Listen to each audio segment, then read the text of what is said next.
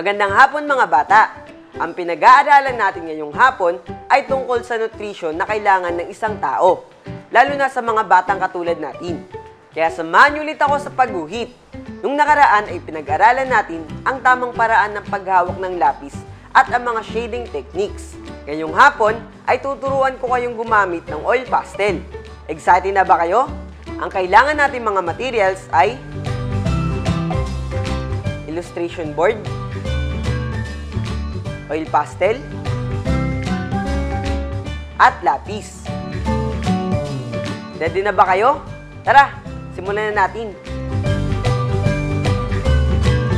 Kids, sa mga nag-uumpisa pa lamang gumamit ng oil pastel, ang kailangan nating isipin ay ang uri ng oil pastel na gagamitin natin.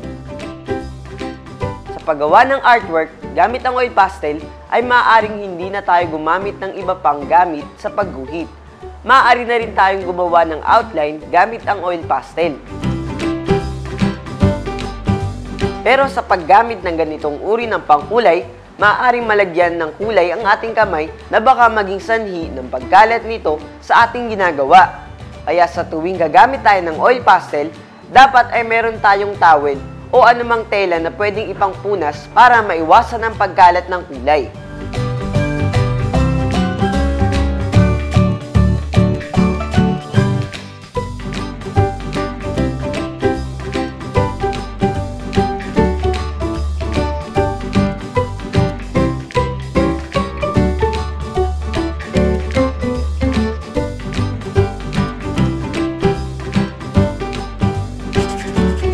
O kids, ilan pa lamang yan sa mga dapat natin malaman tungkol sa paggamit ng oil pastel.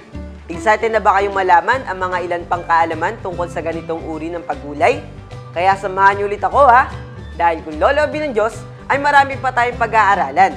Dito lang sa Batang Artistic.